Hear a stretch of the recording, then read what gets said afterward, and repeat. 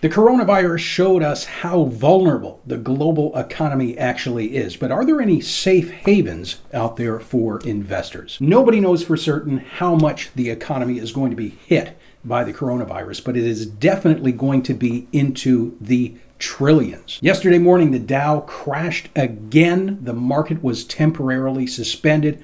Over the past 2 weeks, trillions of dollars have been shed from the value of the market, which is down over 25% from its all-time high. This has erased almost all of the gains that came in since Trump took office. This is after the Fed has cut rates to almost zero and announced they're going to be injecting $1.5 trillion into the economy. The markets are still tanking and they're running out of additional bullets quickly.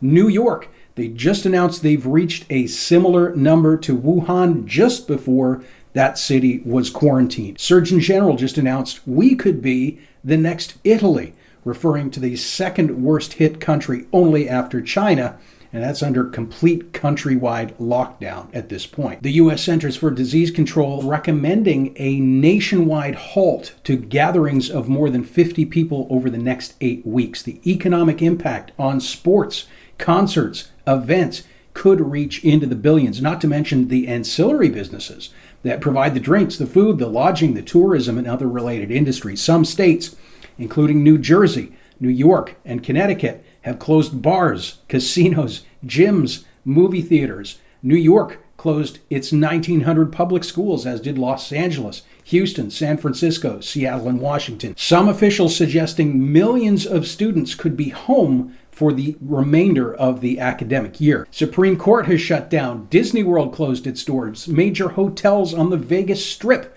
have closed their doors. Airlines, in some cases, down 70% of flights.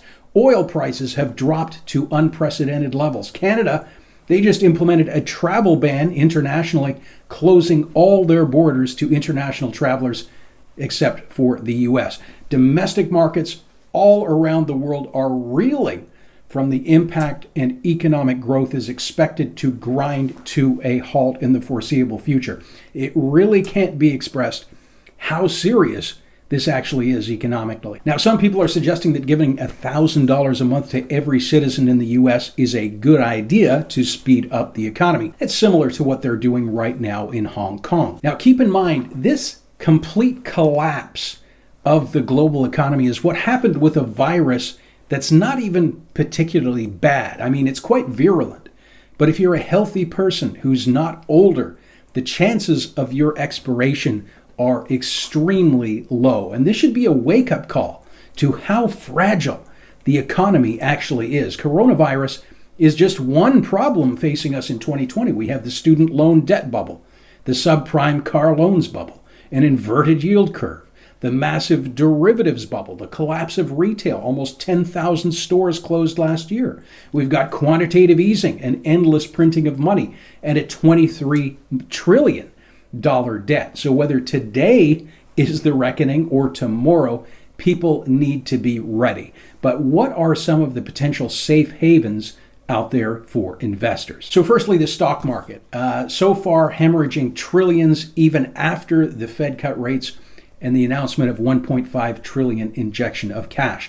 Now, is the market at the bottom right now? Most people think this is unlikely, so stocks probably not a great choice. Now, REITs. We've discussed REITs on the channel before, real estate investment trusts. Certain sectors like healthcare always stay strong in recessions, and many experts suggest them as a safe haven. But three of the big ones, Alexandria Real Estate Equities is down 17%. Healthcare Trust of America is down almost 17%. And Medical Properties Trust is down almost 24%. So healthcare REITs, while traditionally a good choice, not safe havens. Silver and gold, again, usually considered a relatively safe haven, but silver has absolutely tanked. We did a video a few months ago showing that silver actually doesn't do well historically in recessions. Now, people went crazy. How dare you speak against silver? It's real money and, all manipulation and all these other things. Anyway, I'll post a link to that video above and at the end of this video about silver. Now, silver's gone from about a high of $19 down to about $13, and gold not far behind, is also tanking. Now, for the record, it's not a bad idea to hold some metals just in case. Just don't be all in, and be aware that you might have some downward pressure in the short term as people flock to cash. Bitcoin, again, the supposed safe haven in these types of scenarios, it plunged to a low of $3,700 at one point, just above $5,000 right now. People selling off Bitcoin as well when the selling frenzy started off. Now, not a bad idea to hold some Bitcoin in an emergency fund, just not all in. And so far, it's not been a safe haven.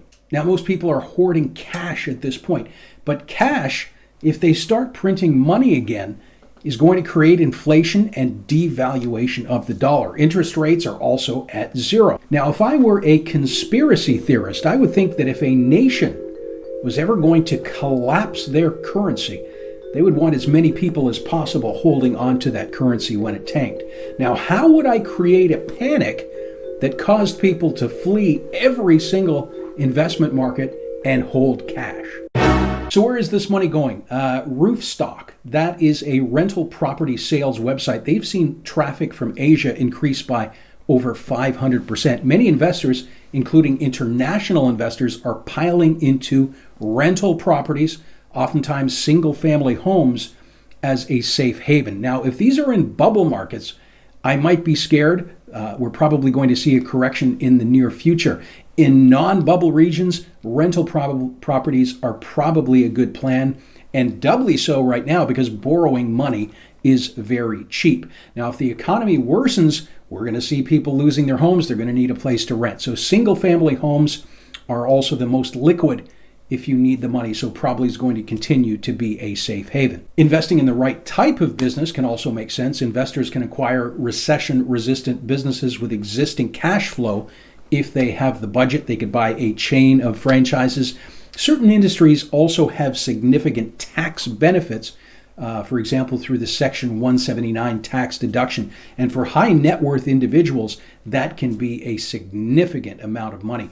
Certain industries, obviously best to keep away, but businesses like automotive repair, commercial cleaning, property management, and real estate are likely to see continued growth. If you're an investor who's seeking franchise acquisitions, you can contact us at Franchise City to discuss your options. Now, for those of you with little to no money, this should be a wake-up call. It's time to pay off your debts, time to start that side hustle you've been thinking about for years and doing nothing about.